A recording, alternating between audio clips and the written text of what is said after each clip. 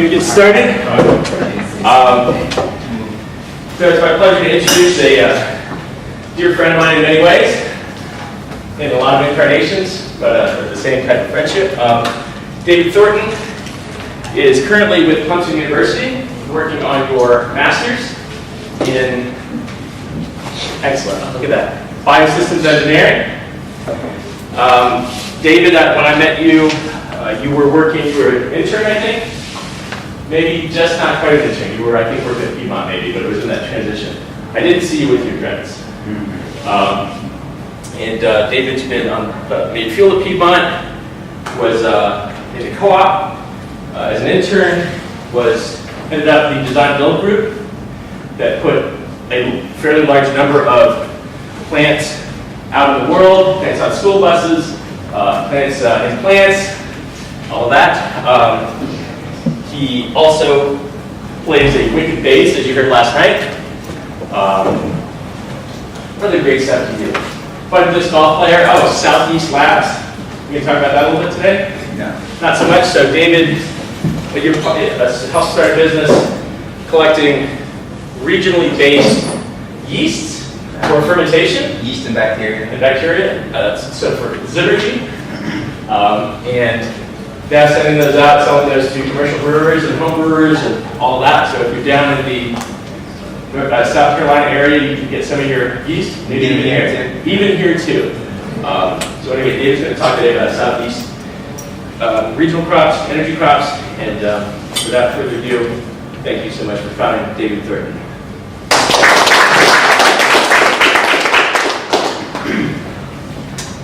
So I did an undergraduate degree in sustainable building design and land use planning, which was basically about resource allocation. A lot of that's about energy and building materials.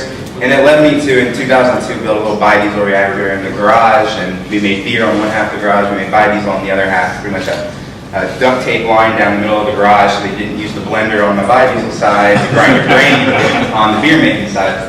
But I've always liked tinkering. I love pumps and tanks and metal and things like that. So after about 6 years, I did an internship at Piedmont Biofuels, and then I went back to Virginia, where I'm originally from, and I set up a couple of biodiesel plants on farms up in Spotsylvania County and down in Troutsville.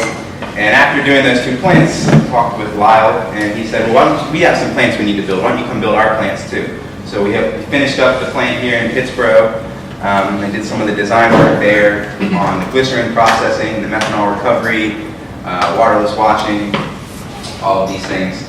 And eventually, I think during my time here, we built 26 biodiesel plants. 2 of them out of the country, one in Dominican Republic, one that got shipped over to somewhere in the Middle East. And one of the locations was Clemson University. We built a research lab there, and I think it's a pretty nice research lab. And so after we delivered it, they opened up a job to teach in the biofuels program. I was looking forward to getting my master's. They wrote me into doing a PhD too, but I don't really mind. They let me go at my own pace. So about 3.5 years, almost done with the master's, and then just going straight through PhD. So I'll probably be there for like a decade longer. I really set up roots. I love it here. I didn't even sell my house here. I kind of envisioned perhaps coming back at some point. But then again, I went and I bought some land in South Carolina. So I'm starting an organic farm, growing energy crops and crops for the beer industry. And so maybe I won't. Maybe we'll come back. Anyway, so let's bounce on. This is one of my favorite projects I got to work on while at Piedmont Biofuels. Is a place over in Statesville called McLean Farms. They're about 2,200 acres, and they do a lot of the non-GMO oils that go to Whole Harvest, which is a local company, well, Carolina-based company that does non-genetically modified frying oil. So these guys were really the first people in the state to do it at this scale. They got 2 big InstaPro presses. We'll talk about those later. They do about 4 tons of meal per hour. And they do sunflower, soy, canola, rapeseed, and even corn. So I'm going to kind of blow through a lot of this because this is my general what is sustainable biofuels. And we got a lot of options for biofuels. We got our people power, we got our corn ethanol, our switchgrass ethanol, we got biomass gasification, which is what a big part of my research at Clemson now. I've worked in 4 different departments in 4 different years, from biosystems engineering, School of Agriculture, environmental engineering, and now I work for university facilities. My position is called the Coordinator of the Sustainable Biofuels program. Basically, my job is to take every bit of organic waste from the university and divert it from the landfill first, and then try to turn it into revenue.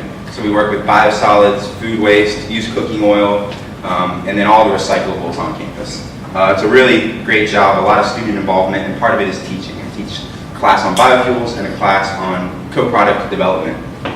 Our incentives, we've all got our incentives for why we're in this. Maybe it's price, maybe it's conflict, maybe it's the environment, and we all know about our balance. So we're just going to kind of keep on blowing by, but these are all critical foundations. Anybody know what biodiesel is here? There's some resources there you can go on to. I try to keep this pretty updated. I use Iowa State's energy balances most often. They recently did one which actually showed that ethanol is favorable energy balance, big argument over whether or not. Part of why this is significant, this is basically units of energy you get out per unit you put in. So getting back 1.34 units, that's like getting 0.34 gallons of ethanol for a gallon of gasoline. Still kind of a silly thing to do. But at least we can see the progress. And you can see even soy, which is sort of considered perhaps one of the least energy favorable oil crops, is still hugely significant over diesel fuel. And so we work with all kinds of feedstock at Clemson. People send it to us from all over the world. We've had palm, we've had Chinese tallow. We work a lot with insects at the moment. And this is kind of sort of the repercussions of that. When you put out, for instance, palm's energy balance is somewhere around 10 to 1. I think that's really sustainable, but it's not if it's slash and burn and then monoculture, and then you have all this pavement, impervious surface where all of your fertilizers, fungicides, insecticides concentrate. You have toxic cesspools, toxic for the work environment. So huge monoculture, we want to stay away from that. This is actually Uruguay, where they're planting soybean fields that are like more massive than just about any soybean field we can see here, taking place in a rainforest. So I don't consider that sustainable. This stuff is pretty sustainable. I mean, when you think about it, you can rationalize it. You're picking up a waste, you're turning it into fuel. I believe the statistic is still somewhere around, if we were to take all the used cooking oil, we could only displace about 15% of petroleum demand. But of course, that's never going to happen, that 15%, because this goes to cosmetics, goes to industrial lubricants, goes to other sorts of fuel sources that aren't going to go into biodiesel. So this is not going to be our silver bullet. That's how I started making biodiesel. Originally, it was just a drum with a drill, and I would tape the button on the drill so the paint stirrer would keep going because it didn't have a lock. So I made a couple batches like that, and then I got a little dented water heater over at Lowe's, and that became my reactor. It was so tiny, I could only make like 8 gallons of fuel at a time. It was ridiculous, and the truck has a 40-gallon tank. Shortly after, I put a 50-gallon tank in the back, did an SVO conversion. I ran that truck for 10 years, about 200,000 miles on straight vegetable oil, and then the transmission just kind of fell out of it, and I switched to the Volkswagen, which no turning back now. So this is our facility that was built at Piedmont Biofuels. We have a mobile lab, and then we have a stationary lab. Our mobile lab has just about everything you could want in a biodiesel plant. We have oilseed press, we've got filtration tanks, we've got cogeneration, harvest the heat from the generator through the coolant to heat the process. We use the exhaust from the generator to dehydrate our larvae or sunflower seeds. We use drying racks basically over the exhaust so we can dry our materials. We have a tricanting centrifuge. It's my favorite kind of centrifuge because it separates 3 streams instead of 2. It's really great with vegetable oil because you can get this solid peanut butter of your breadcrumbs and your French fry bits, and then you'll have a water stream and you'll have an oil stream as well. So I really like them, but they're extremely expensive. We bought that one used for $40,000, and it goes, max speed is 2 gallons a minute. It runs really well at half a gallon a minute, and brand new would be $140,000. So that doesn't really fit in the budget for us, or most of us here, but we drive this thing around. We got a little 80 miles per gallon Bajaj, it's a little 1-cylinder diesel engine that we had to buy in pieces and put together. It's a lot of fun. Auto rickshaw, they call them. Yeah, we have a lot of Indian students in our program too, and they drive them like a maniac. It's on 2 wheels most of the time. Part of what we do with co-products, everybody knows we can make soap from glycerol. What I really work on, and we just did a publication out of the lab that I work in, on feeding algae during its night cycle. We call it chemotrophic growth, where it gets its carbon source from the nutrients around it. Normally algae is doing photosynthesis, autotrophic growth, where it takes sunlight, pulls carbon dioxide as a carbon source, and that's what creates its biomass. And so this is autotrophic Chlorella protodecoides, at, I believe this is 100x. These are both at 100x. So it doesn't need sunlight? No. Okay. And most algae, what happens is at nighttime they're still growing and living, but there is no sunlight, so they begin to take in all the nutrients that are in that pond or that body of water. So basically soluble carbon. Sugar is the main one. And glycerol, being an alcohol, has a lot of carbon in it. And so some of these strains of algae and even yeast will accumulate alcohols like glycerol and convert them into fat. These are the fat globules. This is the same yeast at the same magnification. This is 62% oil. This is like 5% oil. And it's actually fairly easy to expel. It's really easy to use hexane. We're able to get about 50% of the oil out using a mechanical press, which is pretty good for mechanical pressing. And this is the scale we grow it in, the little 7-liter reactor. So we would love to create a bigger operation. We got a lot going on. We've got some construction going on as well. We work closely with the Sustainable Agriculture Program.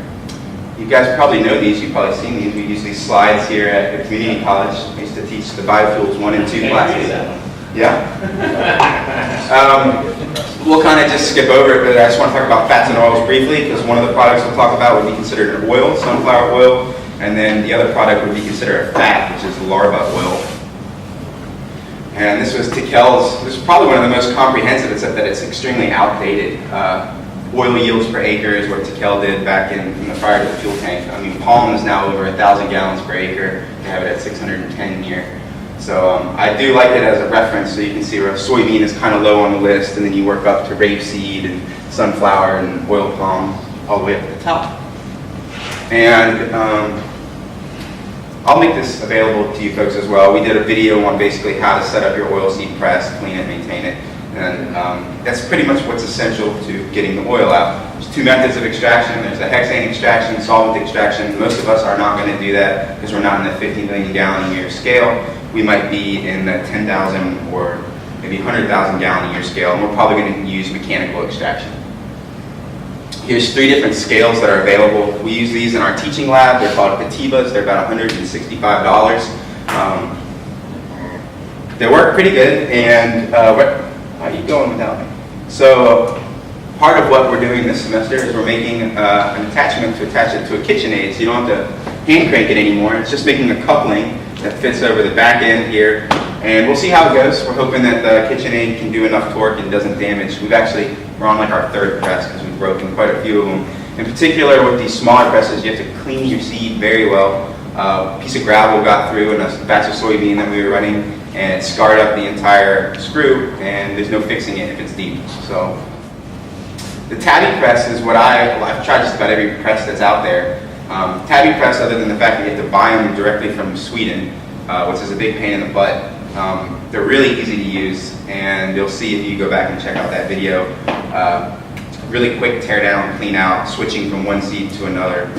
And then I've also worked with these InstaPros, worked with the University of Hawaii, where we are producing feed for shrimp and fish, and also at McLean Farms over in Statesville. They use these InstaPros, which typically are 1 to 2 tons per hour, so a fairly large operation, and they separate 2 phases of extruding and expelling. So you might have heard Glenn talk about preheating his seed before it goes into the machine. The extruding phase actually heats it up, breaks it up, starts breaking down the cell membrane so that when it goes to expelling, you can get more oil out. So it's very efficient. These tabby presses actually do, or if you saw in Glenn's press, how it tapers and flares again, it extrudes and expels in the same motion, and that's what these smaller presses do. There's a lot of things you can do to clean up oil. I'm not going to go into them, but I will touch on when we get to sunflower, which of these we did to get to food grade, cold pressed organic sunflower oil. The reason we went for that is with this crop that you could easily make biodiesel out of for $3.50 a gallon. It's a $30 a gallon wholesale oil that retails at $60 a gallon. So that's $3,000 to $6,000 per acre of oil for that crop. So we packaged it up real pretty and made it available to our CSA members through the organic farm. So this is the little list we put together for our favorable crops that we research at Clemson. Sunflower and canola definitely take the top just because of their yield. And I love to talk about soy biodiesel because in Spanish it means I am biodiesel. And we owe a lot to, if it wasn't for soy, we wouldn't be in this room right now. So bigger spec. And soy actually has a very important role in crop rotation. We're trying 2 different rotations. One that we designed where we first start with a crop like oilseed radish, which I'll talk a little bit about, and I'll get some samples up here. And then we follow up with sunflower. And what that's doing is basically trying to restore fields that have historically grown peanuts or cotton or tobacco in the Carolinas. So it's compacted red clay. We need to build organic matter, we need to aerate the soil, and we need to replenish the nutrients and smother weeds. So fortunately, oilseed radish and sunflower are good at that. And we chose conventional sunflower oil is really high in omega, and a lot of them are genetically modified or have these like pre-emergent fungicides on them. And since we were growing on certified organic land, we really had to search for an appropriate sunflower. We ended up choosing this one, New Sun sunflower, which has a higher percentage of the unsaturated fats. So it's going to be more nutritious and a better feedstock for biodiesel. Sorry to interrupt you. Did you say something about the high glucosinolated? I'm going to go into a little more depth on why I like oilseed mustard so much. This is how sunflower is conventionally planted, and our plots don't do very well in row crop planting, and I was speaking with Jeremy Farrell, who planted the same method over at the Ecoplex, and we're getting like 60, 65 gallons of oil per acre. We should be getting 110 gallons of oil per acre. So we switched it up with our study, and we planted broadcast seed, which you harvest with a different kind of header. You use a platform header instead of a row crop header, which is exactly what you guys are using. So it's a super dense crop, and by planting it dense, it's beneficial for a couple reasons. It keeps the flowers shorter, and it keeps 1 head per stalk. If you've grown sunflower before and you know you give it enough space, you get these massive heads, which is actually good for total oil content. You get better oil content in your seed on the bigger heads. You get a lot more seeds and a lot more meal. But since it's so dense, you get more oil per acre planting it dense like this. So we used middle-aged New Sun variety. It's capable of 110 gallons of oil per acre. Our test plot did 99.3 gallons grown organically, and a lot of that was bird damage. It's such a small plot that we are more heavily impacted by birds. And its value, first would go to biotech markets. It's often blended into nutritional supplements, or nutritional supplements are dissolved in that oil, or it might be used to flush other types of fats during an industrial process. Food, cosmetics, and at the very end, we can put it into biofuels once it's a waste product. So another reason we like it is it only requires 70 units of nitrogen per acre. We achieved that with a cover crop of clover, which we then disked back into the soil 2 weeks prior to planting. It's drought and flood resistant, so we did not irrigate, we did not fertilize, we did not apply fungicide, we did not apply insecticide. We didn't do anything. Basically just planted this and went back and harvested it. And maybe we just got lucky, so we're doing it again, and we'll see how it goes this year. Just keep rolling along. Oh, I like, particularly where we are in South Carolina, it's probably the same here. You can do 2 summer crops. You can double crop sunflower with corn. You can do an early corn and a late sunflower. Last year we had flowers still producing seed at the end of October that we could harvest in early November. So we're really fortunate in the southern climates to be able to have that extended growing season. Big deal about the fertilizers. I just like to put it in there. So much of our resources go into fertilizer production. They're soluble, they leach, so try to stay away from copious amounts of it. The question is whether or not to do the organic. And I think the turnover right now is like 3 years to condition a field that was conventional. You go through a 3-year period before you can go certified, and you should consider perhaps doing it. So this is some of the oil we pressed here, which I think I go into a bit more later. Conventional meal, so the conventional oil goes for about $7 a gallon. The cold pressed organic is $30 a gallon, and it's actually easier to produce than refined sunflower oil. And the meal of conventional is $2.50 per ton. We don't really know the value of the organic meal at this point, so that's something left to explore. We use it in-house, for livestock feed at Clemson. And then part of it in broadcasting that seed is it acts as a smothering crop. It's a competitive plant that can keep weed levels low. Some of the fact sheets on it, it's 96 days to maturity. It was pretty much like right on point. And this particular study we did not broadcast. We actually used a seed drill and did rows 12 inches apart with seeds 4 inches apart. And we used a corn seeder for it. Worked really well. Size 4. And here's some of the oil that we packaged up and bought these little hot sauce bottles. And you know, at like $8 for one of these, that people were buying them through their CSA. It was like $60 a gallon that we were getting back for it. And the steps are land prep, looking at seed spacing, harvest drying. There's actually a lot of other steps for other crops. So this is a fairly short process for the sunflower. There's the clover stand, disked in. Here's the emergence a couple weeks in. This is probably around 75 days. And before we got our combine, we have a team of students who go out and chop the heads off and then thresh them and then clean them manually and then expel the oil out of them and do our yield calculations as part of a project-based learning program at Clemson. Some of them took on a lot more water than others, so we couldn't thresh them directly. We had to dry them out. Super labor intensive to do it this way. Don't do it this way. So in the middle of summer, we don't grow anything in our greenhouses. We had tons of greenhouse space available, and we had lots of free labor. So we chucked them all out. And actually, probably it's worth it. If you're making $6,000 per acre, it's probably actually worth it to have some manual labor out there taking care of it as you're growing. And maybe you're only doing 3 acres of sunflower or something like that. But I'll show you a combine that seems to be working pretty good and will save you some of that labor. Some of the drawbacks, recommended 2 to 3 years between planting. Just because it's a summer crop, mainly it shares pests with soy, and often it's complemented by soy. So one summer you might plant soy, the next summer you would plant corn or sunflower. So I have some here. This stuff is about a year and a half old, and I think there's some bugs in the bottom of it. You're welcome to taste it if you want to, but I just don't want to take any liability for it. It smells pretty good, it tastes really nutty. And the way that we produced it, I guess I skipped right over, is we set our press at 180 degrees Fahrenheit, so it's pasteurization. It's still considered cold pressing.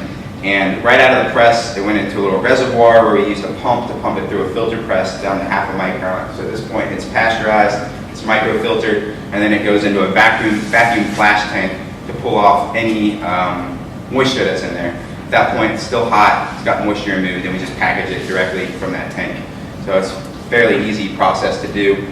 You just got to work with your local extension to make sure you're doing it in a certified kitchen where you can sell it. I personally haven't done any work with canola other than I've crushed lots of it. You guys know the story behind canola. NC State did a lot of research on it and got us this number down here. The cost of production per gallon is about $5.34 a gallon to produce a gallon of oil. And that's on a 20-acre scale. When they go up to the 100-acre scale, I believe this is, the price comes down to $3.40 a gallon to produce a gallon of oil. So at that point, it actually now starts to look favorable to sell that $7 a gallon oil if you're doing 100 acres. For Bob, camelina. I plan to try camelina. I only have 2 test plots, and my test plots right now are devoted to oilseed radish and oilseed mustard. There's a couple of reasons I like oilseed radish. One is it's a native plant. It's everywhere. You see these yellow flowers growing on the side of the road, and you think, wow, this climate is perfect for growing that plant, because this plant just wants to grow anyway. There's a group out in California, I think I put their link in here later, called Biofuels, and they mass produce these oilseed radishes and use the meal as both a biofumigant, so preventing pests because of a sulfur content that's in there, and then particularly a compound called glucosinolates. And they also, as they break down, they become a fertilizer. They have a high protein content that nitrogen turns into a fertilizer. And they sell that meal for about $2,000 a ton, which is more than we sell any animal feed meal for. So you also get between 65 and 80 gallons of oil per acre from it, and it's comparable size to canola, so it would be same canola equipment. The other reason I like it is because of, you can see these different types of tillage radish, oilseed mustard, and then the oilseed radish is sort of a hybrid between the two. As you harvest them, you can leave the plants in the field, or at least leave the roots in the field. As they decompose, they aerate the soil, so it's great for that red clay restoration. I've got to do this. What about him, man? Yeah. What about it? Somebody had to say that. Go ahead. Yeah. You know, hemp has a lot more uses than just the oil. It's a fairly good oil crop. I think right now they're saying it's what, 65 gallons of oil per acre. Really is not getting close to canola or sunflower. It's its other products, which I don't know much about really. How to use those fibers. I do some work with ethanol. When oils are edible, like hemp is, Yeah. you're not going to get a waste stream with that oil. Right. You know, You that can means ignore not that way unless question. you're doing a Yeah. project like I did in Cold pressed sunflower oil, we never get that back. Right. Because you put that on your salad and you eat it. And, you know, actually that's a lie. It comes back to us as biosolids, and then we'll see what we can do with those biosolids to make biodiesel here in a second. I'll get to the good stuff. This is our combine. I love this thing. It's an adjustable platform header. You can control the height, and then it has a sickle bar type mower over the front for cuts. It won't harvest anything over 5 feet tall, which is why it's really important to plant that sunflower close together, because you want to crowd it so that it doesn't get too tall. And it won't handle the big heads. So we also plant it dense so that we get small, single heads, uniform height. It worked pretty well one time, so hopefully it works in future years as well. And these are the tabby press that we use. So there's a link to there. And then also a link to Farm Fuel Inc., where you can buy mustard seed and oilseed radish. This year's enough to plant 1 acre. It's 4 pounds, I believe. And, yeah, maybe I'll see you next year and I'll give you the update on how that went. So David, just briefly, so the glucosinolate in the meal precludes it from being fed as a feed to anything but ruminants, is that right? Yeah, and I wouldn't even feed it. So, but that's why, so it's useful as a, I guess, biofumigant and Fertilizer. And fertilizer, but there's that. Yeah, So like the lab was going to go ahead, you would use it for that, but you couldn't put it in your feed for your turkeys, right? any meal is really a great fertilizer just because that protein content, as it breaks down, is going to become a fertilizer. But most of them are going to be more valuable for animal feed markets. So, not this one. Okay, so my research for the past 2 years, or some of my research, I was asked to look at how we get rid of food waste at Clemson University.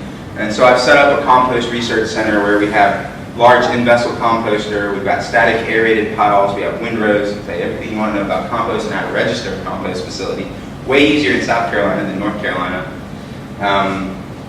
But it's fairly low value. We can take all that food waste and produce about $5,000 worth of compost in a year at the university. So looking at some other alternatives, and when I lived here in North Carolina, there was a study going on at Smithfield for handling their lagoons. It was before they built their anaerobic digester. They were kind of weighing black soldier fly treatment versus anaerobic digestion.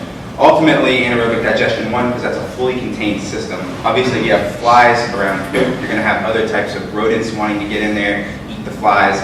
So vectors for disease were a big issue that killed it. One reason that I prefer black soldier flies for treating a waste is that when you produce methane, it's very difficult to store it, and often you flare the excess. When you produce fat, you have a bunch of ways to store that energy. For one, when we just dry the larva, we have like these little batteries of oil now that when we want that energy, we just pull it out. Or you dry it all at once, extract all that oil, and then use that oil whenever you want. You just tap another barrel and get it out. So I like the idea of storing and transporting the energy rather than having to use it all at the point of generation. So wait, you're actually producing flies? Yeah, let's talk more about that. So here it is, Hermetia illucens. It's called the black soldier fly. It is not considered a vector for disease. It basically spends about 3 weeks of its life as a larva, and then it turns into a pre-pupa, where it pupates for about 2 weeks and then turns into an adult fly. It only lives as an adult for about 2 to 3 days. Sole purpose is to mate. It doesn't have a mouth, so that's part of why it's not a vector for disease. And part of why it makes a great biodiesel feedstock. So these larvae basically eat 5 times their body weight per day, accumulate a bunch of fat and protein so that as they pupate, they have enough energy stored to survive for 2 to 3 days to reproduce. So at that point, where they're pre-pupa, they're 35% fat and 42% protein, 5% calcium, 5% chitin, all these things that are super beneficial to fish and poultry. So what do you feed the flies again? So our first digester, we built ourselves. We kind of followed some of the plans that NC State did. We looked on the internet. There's a lot of folks in South Africa who are looking at this. And so basically the basic design involves these ramps set at an incline so that following the life cycle, or mimicking the life cycle of the larva, after 3 weeks, it wants to crawl out of, this is food waste here, ground up dining hall food waste. It wants to crawl somewhere dry and cool so it can dry out the pupate. So it goes up these ramps thinking it's going to a dry, safe area, and then there's a little hole and then they fall into the bucket. You go in the morning and you pick up the buckets, and it works as an excellent source of feed. Like if you just want to cut your cost of poultry feed, or pigs love them too, you can do about a third the diet of just about any animal, and this is basically its protein source. And then you can feed cheaper things like flaked wheat or flaked corn or something like that as your other feed. Okay, so these flies, can you like buy them somewhere and then? Well, the cool thing about them is that they are native to 6 continents. They don't live in Antarctica. But yeah, you basically bait them by setting a bucket of food waste out. This time of year is great. After probably 3 or 4 weeks, you'll start to notice some maggots in there. And those bigger maggots eventually are going to outcompete the smaller maggots, and those bigger maggots are going to be black soldier flies. And they're probably already in your compost pile if you have a compost pile. You feed them to fish as well? Yeah, fish you can feed them whole, live. We feed tilapia at the organic farm, a portion of them whole, live. The only reason that we are really drying and pressing is my goal is to do sort of consolidated organic waste treatment. So we have, initially when we did this study, we thought we had 200 tons of organic food waste, or organic wastes per year. It turns out we have 700 tons. And so it's going to be too many larvae for us to feed directly. We need a way to store them. And in addition to that, if we want to feed them to poultry, that fat content is way too high unless you're supplementing other feeds. So what we do is we pull the oil out, turn the oil into biodiesel. The problem is the oil is saturated fats. So we have to, we'll talk a little bit more about that in a second, what we do to treat it. So when you have this this system right here, do a lot of them make it out into adults, or are they just? That's a good question. So this one has a bunch of designs. I don't have time to talk about everything, but it is integrated with the greenhouse, takes advantage of some passive solar heating, sheds water, and then the greenhouse actually provides mating space. So there's only ramps on one side. The other side has these little egg-laying nests where the adults can come in, lay their eggs, and then re-inoculate the system. So we only harvest from one side.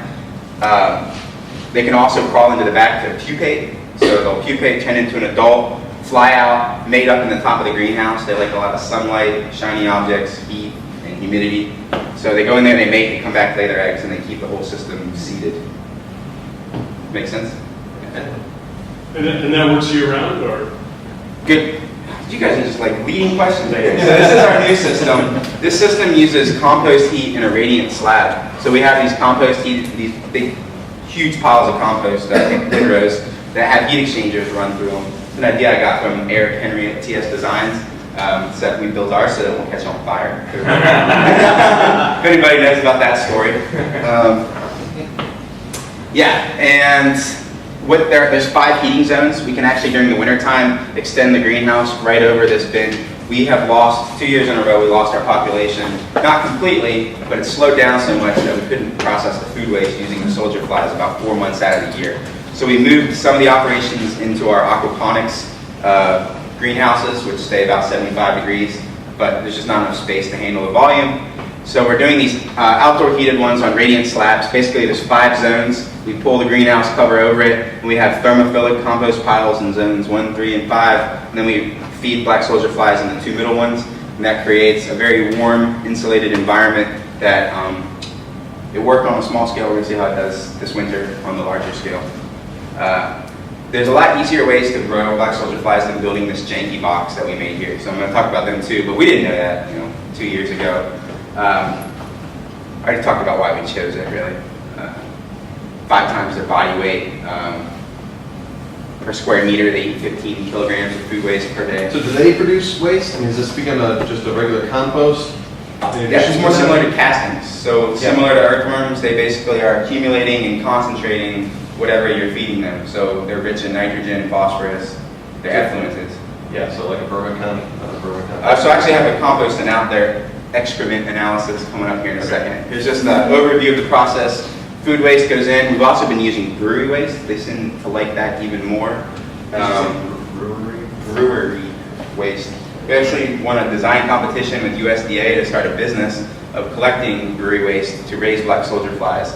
And so that's part of what helped me buy the farm. I work with a couple of other grad students at Clemson, and it's been a fun project, just not enough time to really take off.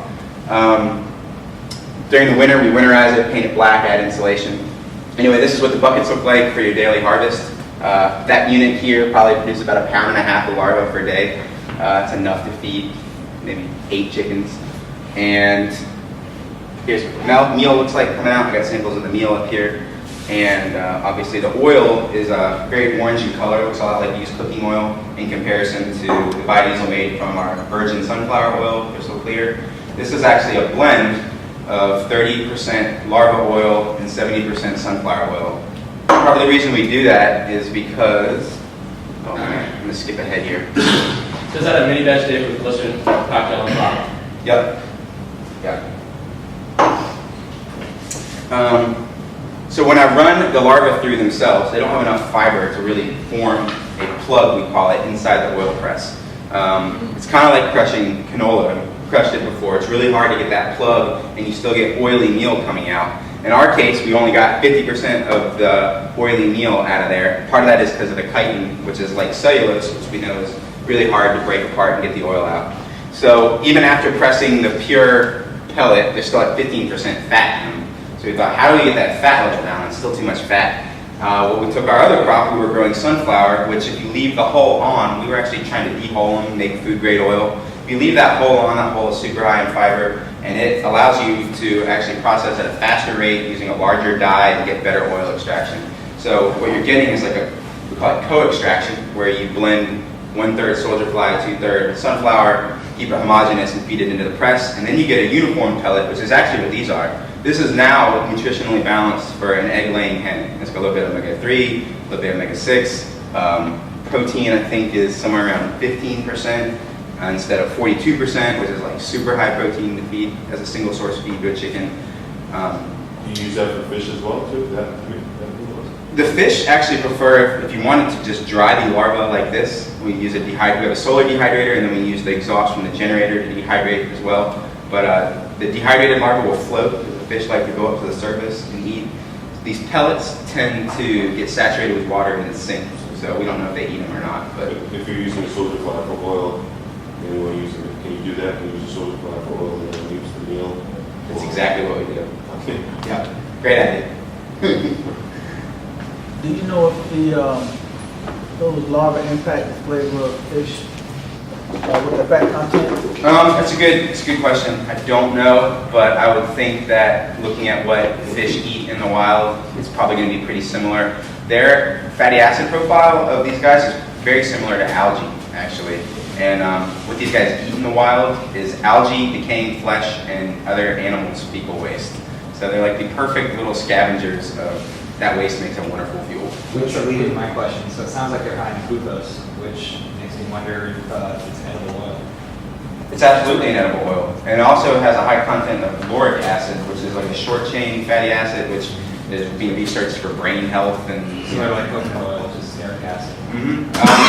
And you can look up at one of the companies that we do research with is trying to develop as a protein and feed source in China. Developing world. Yeah, if you can look up, they made these little things that sit on your countertop and you throw your food scraps and then you just hold your bowl under it and it puts little dehydrated larvae on top of your rice bowls. Which is really help with eutrophication.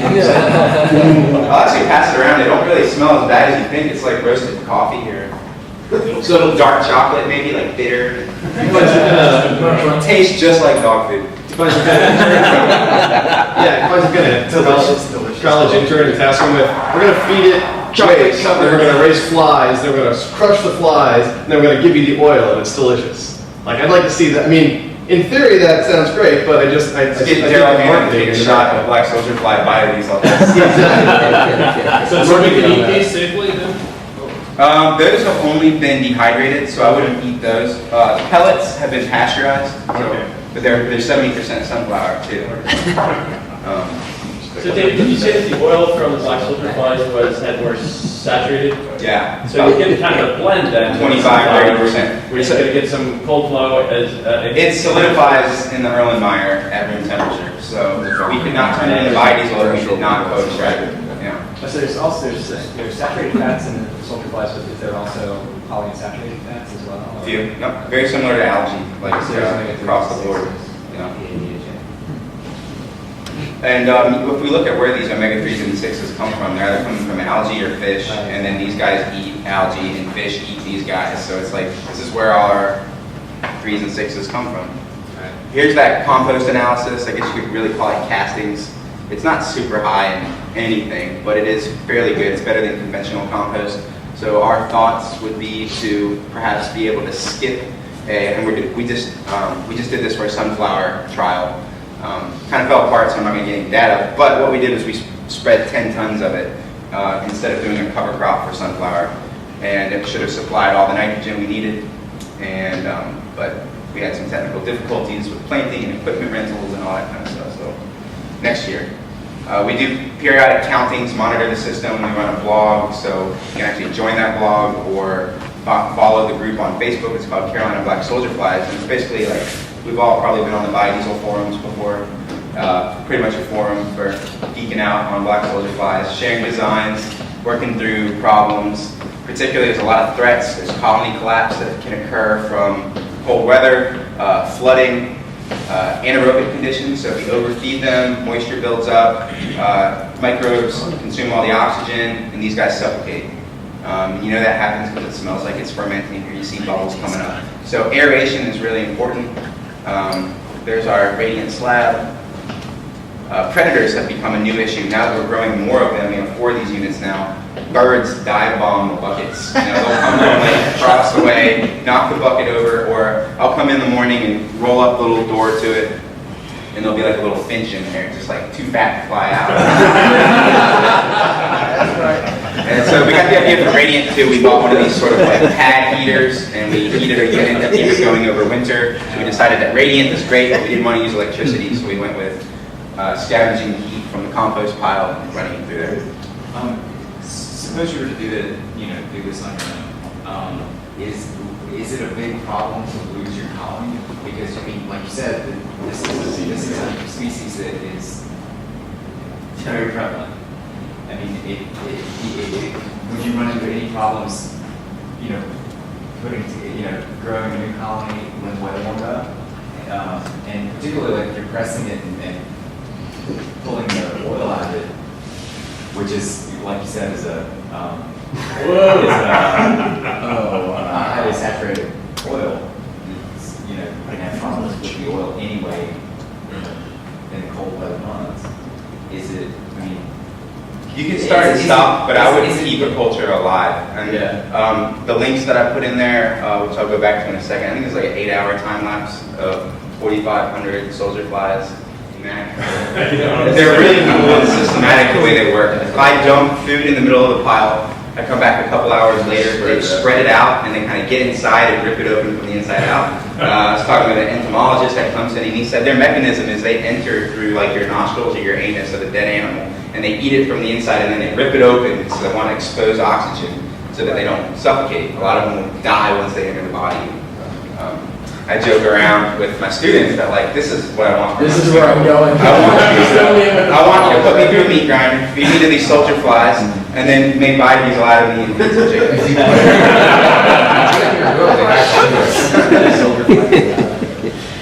I've got another video of a group that we worked with briefly. These guys are in South Africa, and they have the largest production so far, producing poultry feed, and they also feed human fecal waste. It's like Kuala Zulu, is that right? University? It's named in college? It's not through a college, it's called AgroProtein. So they got I vineyard. a little bit when I was on the food project in Ghana. Their main business is they have vineyards, and they feed a lot of the scrap food, chickens, and they want to supplement protein. All that kind of stuff. But you said they feed human remains after death? Waste. No, that's Oh, waste, human Yeah, waste. fecal. Yeah, fecal waste. Yeah, you can certainly do human remains. Yeah, I mean, if the mafia knew about this, it's Well, I'm more green than why. Decent bones. Yeah, so you notice they had the same kind of, they were concrete basins with the ramps to harvest on the sides, and they do theirs inside. Shelter is important because rain is like the worst enemy. You get a mass migration, we call them fugitives. If a flooding event occurs, it's about 100,000 larvae crawling up the side of your greenhouse, and it's pretty scary, like a scene from Leeches. So, Can they climb any surface? And do they need a certain amount of slope? Yes and no and yes. Yeah. So they cannot climb any type of surface. They need something that has kind of force that they can grab onto, and no more than a 30-degree slope. Okay. See if I can get back to my PowerPoint here.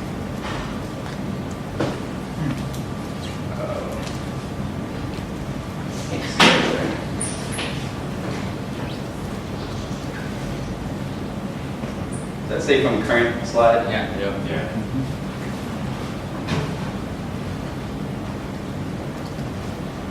Okay, a couple of statistics we put together that helped us get about $10,000 from Department of Energy to do this research was we wanted to take this 100 tons of food waste that we thought we had at Clemson and turn it into these products here. It's about 1,500 gallons of oil we can get from that at $3.75 a gallon. It's a savings of about $5,700. 10.9 tons of meal. We valued the meal similar to shrimp meal, which is $550 a ton, or I'm sorry, $850. I put that in another slide, you'll see that. And then the compost material, which we didn't really put a value on because we'd be using it in-house. I just updated these numbers with current statistics on total organic food waste in the United States. 36.4 million tons of food waste would turn into about 265 million gallons of oil for biodiesel. Pretty significant. This is my own little time lapse. I don't have a GoPro, so I couldn't do the whole thing. This is during an 8-hour workday. Leftover sandwiches from Starbucks mixed with coffee grounds. A couple hours later, you can see where they've disassembled the sandwiches, eat their way out, and time to go home. That's what it looks like. That's one day. That's one day. But inside, these are something called protopods. And the guy who runs this company is actually over in Wake Forest, so you can buy them here in North Carolina. Tried to get him to come today yet. Some other family event going on. But these little units are about $180. You can feed 15 pounds of waste a day, which isn't much. But you get about a pound of larva off it per day. So as far as raising chicken feed, it's great. For making biodiesel, good luck. It takes 4 or 5 gallon buckets full of larvae to make 1 gallon of biodiesel from them. So it's quite a bit. So do you have, sorry, what was the link? Protopods? I haven't got to it yet, but yeah. Okay. So when we take in that feeding surface area factor, if we were to expand our digester to have 1 acre of feeding surface area, that would yield 28,000 gallons of oil per acre. What I like about this is, and we call this method recovery, mainly this was because our highest yields come from brewery waste. Brewery waste is like 6% protein and lots of carbohydrates. So those carbohydrates go right into fat, and then the larvae accumulate the proteins and other biomass. What I like about it, it's non-arable land and it can go vertical. So this could be in a building, doesn't have to be, but yeah, it can be in urban areas. You know, Las Vegas, please put one of these in. I thought about that at the NBB conference, watching all that food waste go out of the building there, saying, gosh, all of these resorts, somebody just needs to take a little basement and do something like this there. Alrighty, look at that, look at that. There we go, there's the agri-proteins, mentioned on the Big Mac, and then Compost Mania is where you can buy these things called the protopods. They also make a smaller one called the Biopod, which is a little kitchen unit, and you get a handful of larvae from it per day, feed it maybe a pound at the most per day. And it comes with instructions on how to bait them for yourself. I already mentioned I do a lot of work with algae already. We kind of skip back that. I know about all this stuff already. Let's go over our basic process at Clemson. Probably similar to many of you here. We have settling tanks. We don't call it schmutz, we call it gravy because it's like breadcrumbs and oil with water, which makes gravy. Yeah. And black soldier flies love to eat that if you remove the water from it. You can't only remove the water from it if you have a centrifuge. And it really helps to have a tricanting centrifuge, but they're expensive. And ours takes about 30 minutes to calibrate. So by the time we're calibrated, we run through our 55-gallon drum. Yeah, we have a jacketed reactor. It's heated by the glycol loop from our generator. We have a cavitation mixing system, which means we can do the reaction at 90 degrees Fahrenheit and a 50-gallon batch. We do that in 1 hour. It's just a single induction of methoxide. We do 20% methanol by volume. We use 7 grams of potassium hydroxide per liter of methanol as our base amount of catalyst, and then we always do titrations just because they're quick and easy. From there, it goes into a settling tank where we strip methanol and water. It's basically just asparagine, and that takes about 8 to 12 hours. We let it settle overnight, drain off the soaps and the glycerol, and run it through filtration. We run filtration before our ion exchange, and we also use a guard column with wood chips in it. Right now we're using the Eco to Pure stuff. Mainly it's just a hassle to have to load that thing and unload it so many times, so it kind of say it's really creative if you're not making fuel that often, but if you're going to use it for regular production, it's a more of a nuisance. And then you have to deal with that oil-soaked wood chip, which is part of why I'm looking forward to getting this gasifier. Maybe we'll go back to using that and then gasifying our, and we did just get a grant. We bought one of the GEK open source model gasifiers. I don't know if you know, it's a downward draft gasifiers out of California. All Power Labs, it's their parent company. Pretty cool stuff. Open source model using an Arduino to control, and good community like the Biodiesel community that supports that. So anyway, through ion exchange, right now we're using Pure Light because we bought a whole bunch of it like 4 years ago. We still have it. Final filtration, biodiesel quality testing. I love these things. We got one when I taught here, and I thought, oh my God, you don't have to learn how to make biodiesel anymore. You just put in KOH, you put in methanol, a little sulfuric acid, and you put in your oil, and you hit the go button, and you come back in 48 hours, and it's done. The only thing I didn't like is that it uses water. So, professor I work with and another guy in the community who has a waste oil collection business, we bought a BioPro, and we do waterless washing with it, where basically we just do the reaction. It takes 12 hours. Drain the glycerin, pump it over to a conical tank where we strip the air out and then filter it, ion exchange, filter it, and done. And it's all on a little trailer, powered by a biodiesel generator. I don't know where we got that idea from. I'll just stress it. If you don't have these links, EPA put together a biofuel safety handbook, and then chemical hygiene and safety is required for everything we do in our lab. We have to walk through and point out every single hazard, what to do if you touch it. And part of that is because we're an institution, but these laws apply to all you guys too. You just don't know it.